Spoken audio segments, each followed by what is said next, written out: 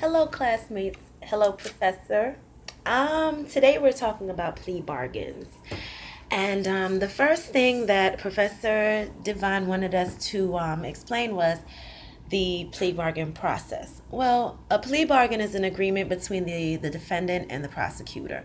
In this agreement, the defendant agrees to plead guilty to a lesser charge. In some cases, the defendant may plead no contest. For people who don't know what no contest is, that means you're accepting a charge without actually pleading guilty or innocent. The only thing with no contest is that when you plead no contest is that the judge actually can impose a sentence on you. It may not be as bad as going to trial and losing, but it can have its setbacks. The list lists the elements of a valid plea bargain. First is a knowing waiver of rights. Basically, you knowing that you're wavering your rights. Two is a voluntary waiver. This is giving up your privileges and basically saying, okay, I'm giving up on my rights and my privileges. I'm not going to fight this. Number three is facts that support the charge to which the defendant is pleading guilty. Basically, there has to be facts to the case that are presented in order for there to be a plea bargain. It just can't go off circumstantial evidence. It has to be actual facts with it. According to Al Schuler, the American Bar Association Standards for Criminal Justice declared the trial judge should not participate in plea discussions, and the ABA's Professional Ethics Committee has ruled a judge should not be party to advance arrangements for the determination of sentence, whether as a result of a guilty plea or finding or of guilty based on proof.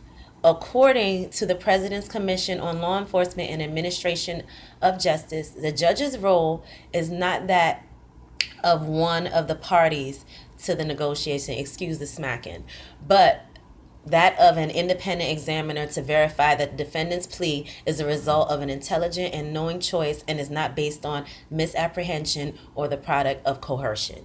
Meaning that the trial judge is just supposed to play that. He's supposed to be the one who basically determines what's facts, what's false, and pretty much he just lays down the rules and the sentence.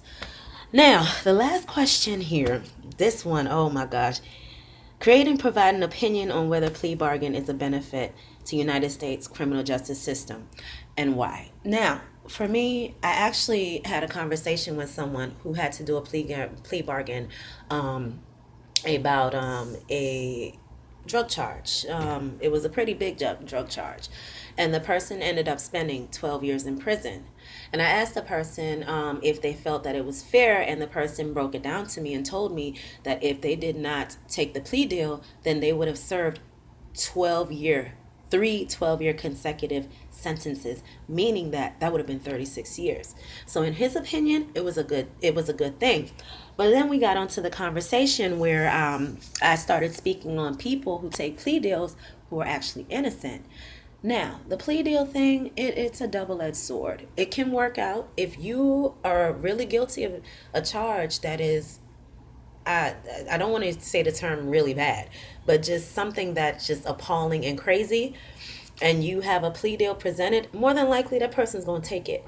But then you have innocent people who are accepting plea deals and they did nothing. And the reason why they're doing it is because they don't have the proper lawyering.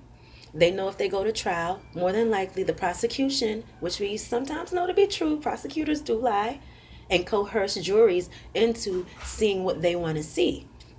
And I've seen this too many times where you have innocent people who have accepted plea deals and they haven't done anything. So to be honest with you, it depends on the scope from which you're looking at it from.